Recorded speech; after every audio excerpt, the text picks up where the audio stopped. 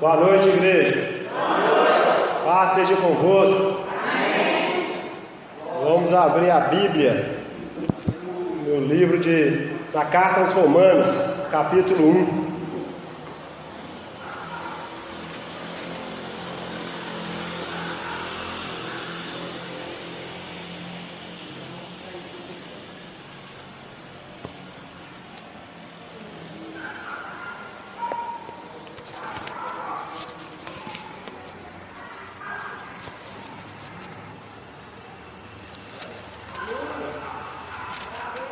Romanos, capítulo 1, a partir do versículo 18.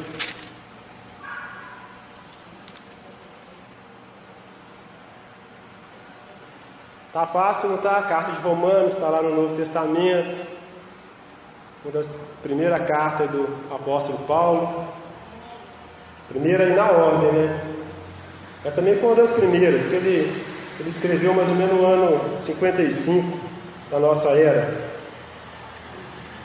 Romanos 1, versículo 18, fala assim: porque do céu se manifesta a ira de Deus sobre toda a impiedade e injustiça dos homens, que detêm a verdade em injustiça. Porquanto o que de Deus se pode conhecer neles se manifesta, porque Deus lhe manifestou. Porque as suas coisas invisíveis, desde a criação do mundo, tanto o seu eterno poder como a sua divindade, se entendem e claramente se veem pelas coisas que são criadas, para que eles fiquem inexcusáveis. Porquanto, tendo conhecido a Deus, não glorificaram como Deus, nem lhe deram graças. Antes, em seus discursos, se desvaneceram, e o seu coração insensato se obscureceu. Dizendo-se sábios, tornaram-se loucos, e mudaram a glória do Deus incorruptível em semelhança da imagem de homem corruptível, e de aves, e de quadrúpedes, e de répteis. Pelo que também Deus os entregou às concupiscências do seu coração, e à imundície, para desonrarem o seu corpo entre si. Pois mudaram a verdade de Deus em mentira, e honraram e serviram mais a criatura do que o Criador, que é bendito eternamente. Amém. Eu ia ler aqui até o final do 32, mas só para a gente dar início aqui, vou parar aqui. Podeis assentar.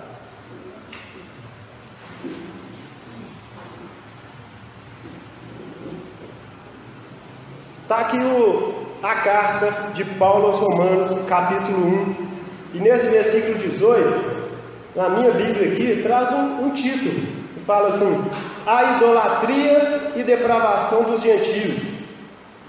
A idolatria e depravação dos gentios. Alguma Bíblia aí traz um título parecido com esse? A Bíblia está aberta, gente? Então, a minha aqui está escrito: a idolatria e depravação dos gentios. Paulo inicia a carta dele, todas as cartas que ele inicia ali se apresentando. Ele se apresenta como Paulo, servo do Senhor Jesus Cristo, apóstolo. Depois ele faz um breve chamamento para aquele povo, uma saudação. E aí ele já entra aqui, porque ele quer mostrar no livro todo de Romanos que o ser humano é depravado. O ser humano em si só ele não consegue chegar a Deus. Se a gente se Deus deixar a gente correr naturalmente aí, ó, de acordo com o mundo, a gente vai fazer tanta atrocidade, tanta coisa, que eu acho que ninguém nem vai se assustar, porque o ser humano ele é perdido. A gente viu um tempo atrás, aí, umas 2 semanas, um certo deputado lá de São Paulo, um deputado estadual, foi lá para a Ucrânia e soltou algumas asneiras aí. Nós, seres humanos, a gente vai até criticar ele, mas nós somos daquele jeito ali. Nós somos daquele jeito. Se não é Deus corrigir a gente, chamar a atenção e nos frear, a gente chega naquele nível ali. de depravação. E Paulo fala isso. Ele coloca o título de depravação dos gentios, mas eu vou pedir aqui, como diz, licença para Paulo, eu vou colocar depravação do homem. É do ser humano, não é só do gentio.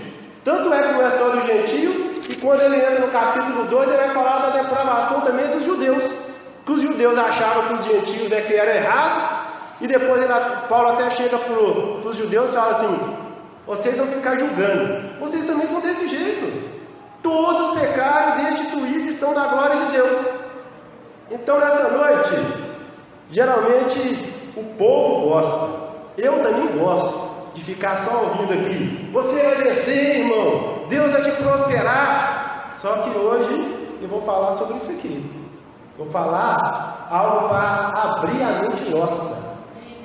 Vou tentar aqui, através do Espírito Santo, não de mim, porque eu também sou corrompido. A minha carne também deseja o quê? As coisas más, gente. Se a gente for olhar, o que a gente deseja? A gente faz um esforço danado para a gente estar com Deus, mas, como eu disse, se Deus deixar a gente um pouquinho assim de lado, a gente segue por um caminho obscuro, por um caminho de perdição, que só Ele mesmo para ter misericórdia de nós. E aqui, Paulo fala aqui: porque do céu se manifesta a ira de Deus sobre toda a impiedade e injustiça dos homens que detêm a verdade em injustiça. Que Paulo está falando que de Deus vai vir a ira dele sobre toda a impiedade, todo pecado, toda iniquidade. E é a ira de Deus que vai descer. E a ira de Deus é diferente da nossa ira. A nossa ira não traz justiça. Lá Tiago 1,19 fala assim: que a gente esteja pronto para ouvir, que a gente seja tardio para falar e tardio para irar. Por quê? Quero chamar a atenção do versículo seguinte: porque a ira do homem não produz a justiça de Deus. Quando a gente fica irado, a gente comete engano, erro. Só que Deus aqui, quando Ele se ira, Ele não produz justiça. A justiça dele é produzida através da ira. A ira de Deus é santa.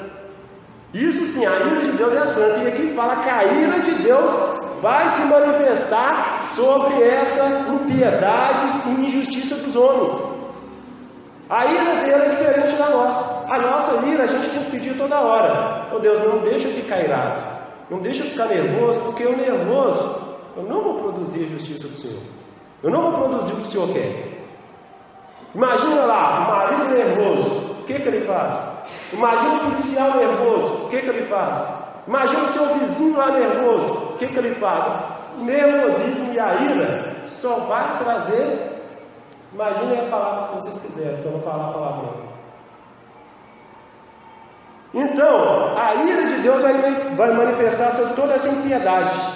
E aqui fala por quê? Porque os homens transformaram a verdade em injustiça. Deus ensina para a gente a verdade, só que a gente não quer essa verdade. A gente pega lá a verdade, faz a maquiagem nela, vai distorcendo e faz do jeito que a gente quer. Nós transformamos tudo do nosso jeito que a gente quer ouvir. Nossos afagos, aquilo ali que agrada a gente. Por isso que se eu chegasse aqui e falasse: Deus vai te abençoar, Deus vai ter isso aí afaga, não é? Agora, quando a gente fala em verdade, em exortação, a gente não quer ouvir. Ninguém quer ouvir, ninguém quer correção. Ninguém quer. Aqui fala que vai vir essa ira sobre o quê? Sobre esses homens que transformaram a verdade em justiça. E eu vou pedir aqui, encarecidamente, que as pessoas me ouçam aqui em questão, que eu vou falar um pouquinho aqui de política. Olha o que a gente vê nos nossos representantes aí. Esse tal de fake news. Eles não estão querendo combater o fake news. Eles estão querendo distorcer a verdade. Eles distorcem a verdade e falam que está querendo combater fake news. E eu sempre fico preocupado com isso. Já tem uns 3 anos aqui que eu falo esse negócio de fake news e todo mundo olha para mim e fala: Tiaguinho, ele fala negócio de fake news. Eu tenho medo, daqui a pouco eu ter que chegar lá na internet e eu postar um versículo bíblico e alguém lá do YouTube, do WhatsApp, chega lá e colocar aqui, essa informação sua é inverídica, você está proibido de colocar isso. Porque hoje, quando a gente coloca sobre uma vacina, alguma coisa sobre vacina, eles alegam corrigem. Essa mensagem sua aí é duvidosa. Você está proibido de falar sobre vacina. Você está proibido de falar sobre Covid. Você está proibido de falar que as urnas aí foram violadas. Foi isso que aconteceu com o Telegram aí, que foi banido, que ficou bloqueado 2 dias, porque o presidente falou que as urnas foram invioláveis e eles queriam só que apagasse isso aí. Depois que foi lá e apagou, eles voltaram com o Telegram. Mas o que tem a ver com a mensagem? É isso que eu estou querendo dizer. Ó. Eles detêm a verdade em justiça. Eles distorcem a verdade. Eles não querem que a gente conheça a verdade. Não querem. Isso é dentro da política também. Mas o que tem a ver política com igreja? Tem tudo. O que eles fazem lá impacta a nossa vida aqui. Impacta. Está todo mundo aí de máscara aí, ó, porque alguém impôs isso para nós. Impôs. E aí ai daquele que criticar, porque ele fala assim, você está sendo contra as regras científicas, sendo que nem está tanto comprovado desse jeito. Mas aí seguindo o versículo, porquanto o que de Deus se pode conhecer, nele se manifesta, porque Deus lhe manifestou. Porque as coisas invisíveis desde a criação do mundo, tanto o seu eterno poder como a sua divindade, se manifestam hoje, é claramente vista hoje. Esse versículo aqui que parece que é tão difícil, quando você sentir que um versículo é tão difícil, gente, muda a linguagem da tradução, vai lá para a nova linguagem de hoje, nova tradução da linguagem de hoje, que você vai ver uma outra forma de ver o versículo e você vai entender. Aqui está querendo dizer que o quê? Aquelas pessoas que não acreditam em Deus, ela não tem desculpa. Por quê? Tudo a gente consegue ver Deus. A gente consegue ver Deus aí nas 4 estações do ano. Aí nós mudamos a estação, você vê que deu um friozinho, ou seja, a gente consegue ver Deus aí. A gente consegue ver Deus através da natureza. A gente consegue ver Deus através da água, do fogo. Ou seja, o mundo já mostra que Deus existe. Só que o homem não quer ver. O homem não quer ver. E aí o versículo fala aqui que Deus é visto através dessas coisas, cara, através das coisas invisíveis, através da criação do mundo, através do poder dele, através da divindade. Todas essas coisas mostram Deus para nós, só que a gente tampa o olho e não quer enxergar. E a gente é obrigado a fazer igual o salmista que fala lá: abre os meus olhos, Senhor Deus, para que eu veja as maravilhas da tua lei. Tem que tirar as escamas dos meus olhos, ou então fazer igual aquele servo lá, se não me engano, que é de Eliseu ou de Elias, que teve que falar com ele assim: vai lá e vê, vai lá, porque enquanto ele não fosse lá 7 vezes, ele não conseguia ver o que estava na frente dele. Ou seja, as escamas tinham que cair dos olhos dele. E é desse jeito hoje nós, a gente não consegue ver o poder de Deus aí no meio de nós, só que a gente o quê? Se apega nas coisas materiais. E aí isso tudo transforma o que em ídolos. E é sobre esses ídolos que Paulo fala aqui, que esses ídolos tomam o lugar de Deus. E a partir do momento que as coisas materiais tomam o lugar de Deus, e isso aí não é desculpa para nós, porque Deus se manifesta através dessas coisas, essa idolatria vai mudando o nosso jeito de ser. Essa idolatria vai nos levando para o pecado. Essa idolatria vai nos levando para o imundície, que depois a gente fica assim: como que pode? Como que a situação do Brasil chegou? Olha que tanto de pecado, olha que tanto de situação aí que a gente fica assim, como é abominável isso. Isso tudo vem, infelizmente, vem da idolatria. E o Brasil, infelizmente, ainda é um país católico. Ainda tem muita idolatria aqui. Idolatria, ela é uma prostituição espiritual. A idolatria é uma prostituição espiritual. Deus quer ser, a igreja não é a noiva, então Deus quer ser o quê? O nosso marido. E aí, às vezes, a gente seguir a Deus, a gente vai atrás de amantes. Quem que são os amantes? Esses ídolos que a gente coloca no lugar de Deus. A gente acha que não, mas qualquer coisa que a gente coloca à frente de Deus, a gente está idolatrando. Às vezes a gente pode estar idolatrando o nosso emprego, a nossa família, a nossa renda. Está tudo sendo colocado diante de Deus, a gente às vezes está adorando. Aquele povo lá adorava realmente imagem de escultura, Baal. E aí eu faço um paralelo com isso aqui no livro de Oséias, que o pastor ensinou uma aula aqui com os homens na sexta-feira falando sobre o livro de Oséias. E a gente vê lá a prostituição que existia naquela época. E a prostituição ali existia tanto a prostituição carnal, física, como a prostituição espiritual. Porque uma coisa leva a outra. A partir do momento que o povo larga Deus e segue para outros deuses, Deus vai e entrega eles. Você quer seguir isso? Você quer seguir essa vida? Então eu vou deixar vocês. É por isso que eu falo que aqui fala de depravação. Quando Deus deixa a gente, imagina aquele cachorro bravo, pesado, que você não consegue segurar a corda dele. É Deus segurando a gente. Aí na hora que Deus solta, então não. Aí o que esse cachorro vai lá e faz uma fumaça, estraga tudo. E olha o que Deus aqui, não, Paulo está falando aqui, no versículo 24. Por causa disso, olha lá, pelo que também Deus os entregou às concupiscências do seu coração, entregou-os à imundície, para desonrar o seu corpo entre si. Então o versículo fala que Deus os entregou. Deus, é como se Deus cansasse, eu não vou segurar mais não. Vou não, vocês querem procurar outros deuses? Vocês querem pecar? Então vai.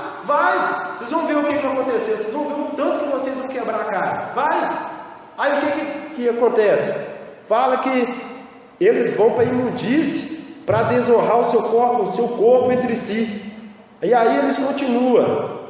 Quem está no pecado, o que eles continuam fazendo? Cada vez mais engrossando o erro. Eles mudaram a verdade de Deus em mentira. E honraram e serviram mais a criatura do que o Criador. O ser humano vai cada vez mais entrando num poço e não tem jeito de voltar. Se não é Deus tendo misericórdia, o povo vai se afundando e fica difícil. E aí vem o que? Prostituição. Por conta da idolatria, o povo está entrando nela, Deus entrega e aí vem a prostituição. E o que a gente vê hoje, gente? Todo pecado relacionado à área da sexualidade a gente vê hoje. A gente vê homossexualismo, a gente vê o feminismo. Se tem alguém aqui que pensa que feminismo está defendendo a mulher, está totalmente enganado. Feminismo não defende mulher. Feminismo também é um braço do comunismo e que leva à idolatria, à perdição. Então, essa entrega que Deus deixa, vou deixar vocês entrar no pecado então. Aí vem, como eu disse, prostituição, feminismo, ideologia de gênero, todo esse trem que tem afetado o Brasil e o mundo. Aí, por quê? O povo quer isso, aí a Deus está falando, vocês querem isso? Então eu vou entregar. Eu vou entregar vocês para essa depravação. E é isso que está aqui. Se vocês acharem que não, depois vocês leem em casa ao versículo 24. Pelo que também Deus os entregou às concupiscências do seu coração, a imundície, para desonrar o seu corpo entre si. Ao 26. Pelo que Deus os abandonou às paixões infames, porque até as mulheres mudaram o uso natural e o contrário à natureza. Ou seja, mulheres aqui, ó, lesbianismo. As mulheres falaram assim, é isso que acontece com o feminismo, que as mulheres falam assim, eu não preciso de homem. Quem precisa de homem? Eu não preciso, eu trabalho, eu tenho meu dinheiro, eu não preciso de homem. Homem é machista, meu corpo, minhas regras, eu não preciso. Aí o que? Vai entrar aqui. Cai daqui a pouco, elas estão lá, tanto mostrando que não precisa de homem, que ela vai ter relação com outra mulher. E aí, semelhantemente também, os homens deixou o uso natural da mulher e se inflamaram na sua sensualidade, uns com os outros, homem com homem, cometendo torpeza e recebendo em si mesmo a recompensa do seu erro. Está claro que se alguém falar assim, isso aqui não é desse jeito que está falando, não, vai lá, lê nessa tradução aí que eu falei, Nova Linguagem de hoje, lê na Almeida Corrigida, na Almeida Atualizada, numa versão em inglês, vai lá no original, vocês vão ver que é a mesma coisa que está falando sobre homossexualismo. O homossexualismo vem de onde? Vem da idolatria. Se o povo larga Deus e vai seguir outros deuses, Deus entrega e vem o homossexualismo, vem tudo relacionado aí na área sexual. Por que na área sexual? Porque é justamente na área sexual que a gente destrói a família. Se você quiser destruir o mundo, é só você parar de haver procriação. Não é isso que eles ensinam hoje? Cada vez mais as pessoas deixaram de criar, viver em família, cada um por si, daqui a pouco a humanidade acaba.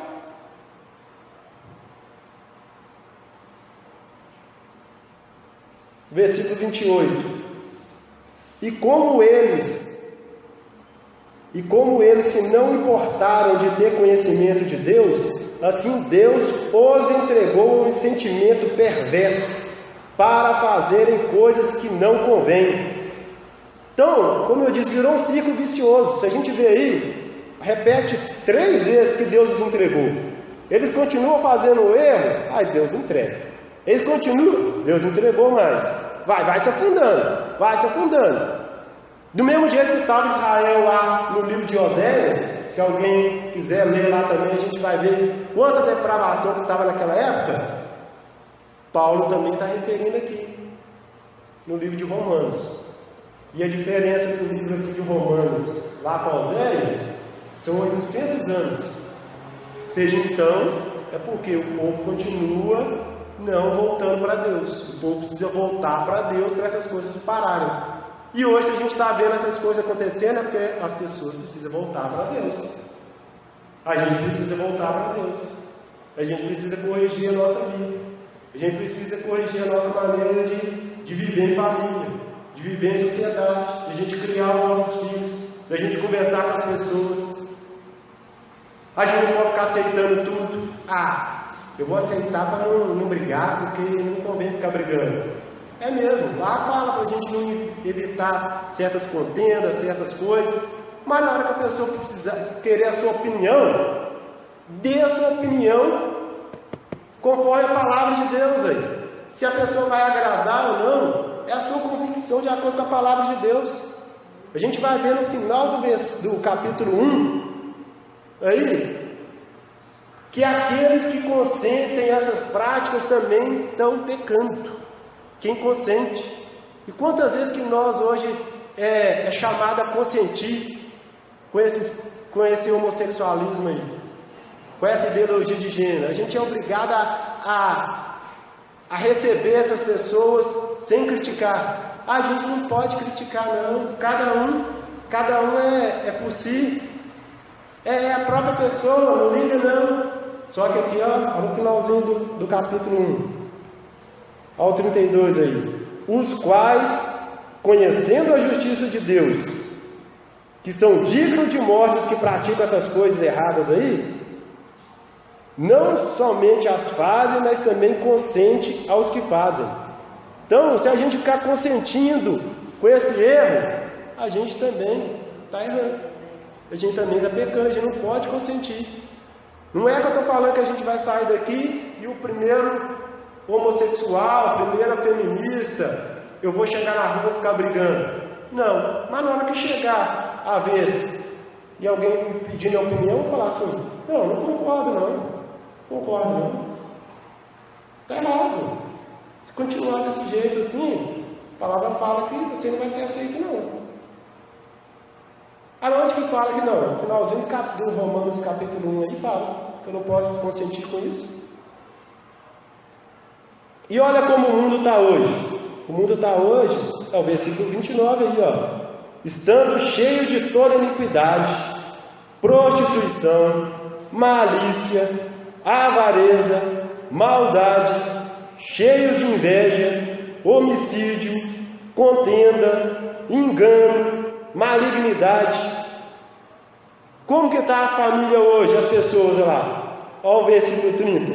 Murmuradores, detratores, aborrecedores de Deus, injuriadores, soberbos, presunçosos, inventores de males, desobedientes ao pai e à mãe, nécios, infiéis nos contratos, sem afeição natural, irreconciliáveis, sem misericórdia.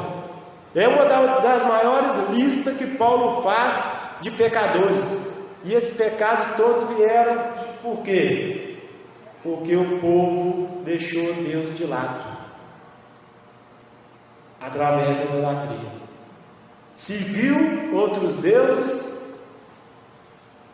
está seguindo um amante. E Deus fala assim, você não pode viver com essa amante não.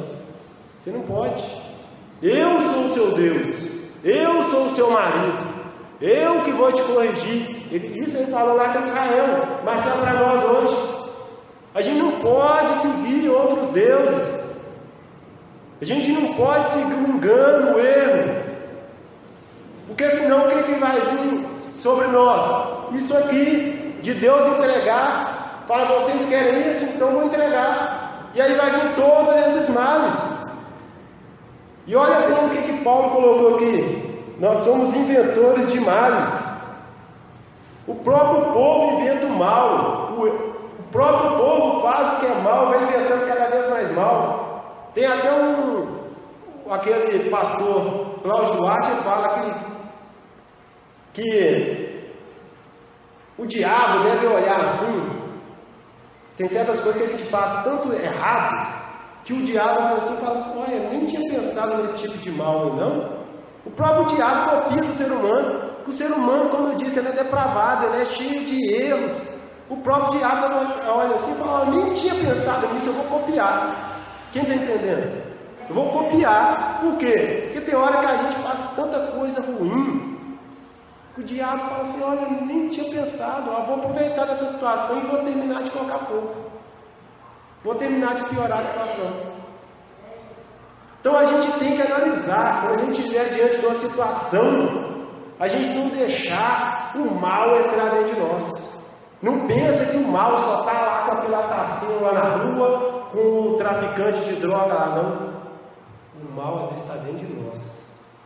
Dentro de nós. E é só a gente dar uma oportunidade que às vezes a gente vai acabar estampando no jornal lá, o vizinho fez isso. E é quando vai ver aquele vizinho que fez lá, é nós, porque no momento de ira se perdeu.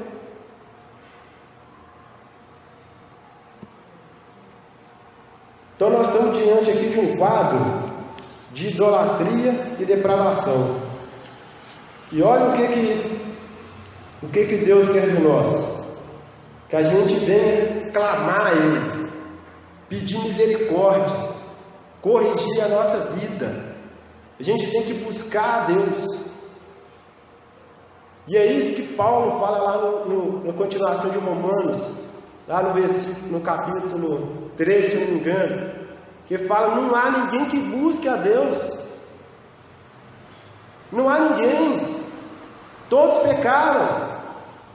Preferem seguir o engano, o erro. Então a gente, para corrigir isso, a gente tem que buscar. Buscar-me-eis e me acharei, quando buscar de todo o vosso coração. Isso foi Deus que disse que a gente só vai buscar a Deus, a Ele, quando a gente buscar de todo o nosso coração.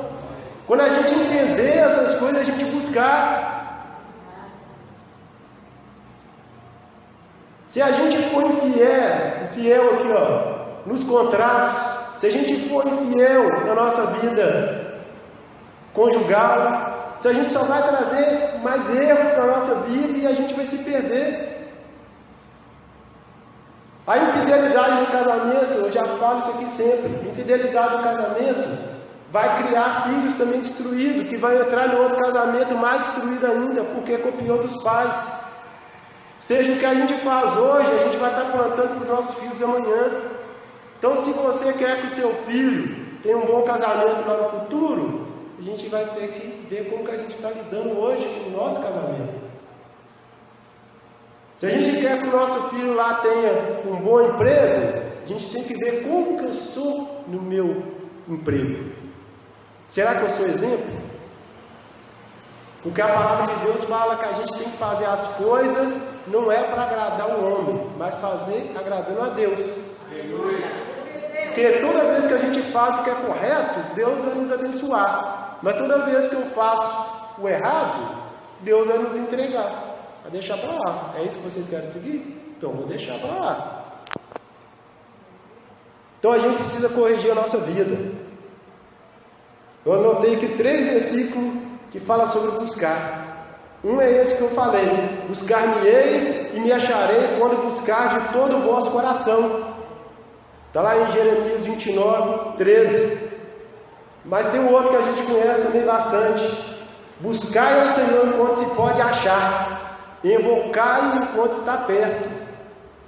Então o momento é agora, a gente pode buscar porque ele ainda está perto. Buscai o Senhor enquanto se pode achar. Então vamos buscar Ele hoje. Lá em Hebreus fala que a gente aproveitar o dia de hoje. Se hoje ouvides o Senhor, não endureça o seu coração. Então é hoje. Ele colocou lá uma palavra que serve para toda oportunidade. Hoje é hoje. Se hoje ouvir a voz do Senhor, não endureça o seu coração. Aí eu acrescento comigo aqui, porque amanhã pode ser tarde. É hoje. Se hoje ouvides. Então qual o dia de buscar? É hoje, porque ele está perto. Está perto hoje. Amanhã ele pode estar longe, ou então eu posso ter morrido. E depois que eu morrer, não tem mais chance, não tem mais isso que a igreja católica coloca lá, que a gente vai ser levado para um lugar e aquilo ali ainda tem uma chance, uma repescagem. Não tem. Depois que a gente morre, já era. O que a gente fez aqui já vai ter lá batido o carimbo. E o outro versículo a gente conhece muito: se o meu povo, que se chama pelo meu nome, se humilhar e orar e buscar a minha face e se converter dos seus maus caminhos, então eu ouvirei dos céus, perdoarei os seus pecados e sararei a vossa terra. Então o que precisa para curar esse povo aqui todo? Para curar a nossa nação que está cheia de verminoses, cheia de doenças, cheia de podridão, é buscar a Deus. Aleluia. E eu tinha colocado aqui nas anotações, que lá em Oséias, quando o povo estava nessa situação, e Deus falando assim: vocês estão nesse pecado por conta disso, vocês estão por conta daquilo. Aí em uma das situações Deus falou assim: vocês escolhem reis que não é de acordo com a minha vontade. Vocês escolhem governadores que não foi segundo o meu conselho. E aí eu quero aproveitar essa oportunidade de dizer: esse ano de eleição, na hora que você for lá escolher o seu candidato, ore. Tem gente que pensa assim: eu não preciso orar para isso não, orar para isso? Gente, a gente tem que orar para várias coisas. Aqui no dia do evento de casais eu falei a oração antes do ato conjugal. Então a oração que também diante do voto, porque senão entra representantes lá que vai ajudar a potencializar esses males aqui. Que aí o representante que entra lá já é a favor mesmo do homossexualismo e vai deixar, depois adianta a gente chorar. Igual o povo de Israel lá em Oséias, que Deus teve que falar com eles: vocês escolhem reis e governadores sem me consultar. Então, o povo é destruído porque falta conhecimento. Mas esse conhecimento aqui não é o conhecimento da cultura, da ciência, é o conhecimento de Deus. O povo é destruído porque falta conhecer a Deus, porque tem deixado Deus de lado e tem ido atrás de outros deuses, tem buscado amante. Só que Deus não divide a glória dele com ninguém. E é isso que ele quer dizer aqui em Romanos: se vocês ficarem buscando outros deuses, eu vou entregar vocês. Gente, eu sei que a palavra é dura, mas é essa palavra que Deus colocou no meu coração. Eu não sei até se essa palavra já é um repeteco, se o pastor já até pregou aqui esses dias, porque ele também já estava com esse assunto na escola sexta-feira aí. Mas agora vamos orar, vamos ficar em pé.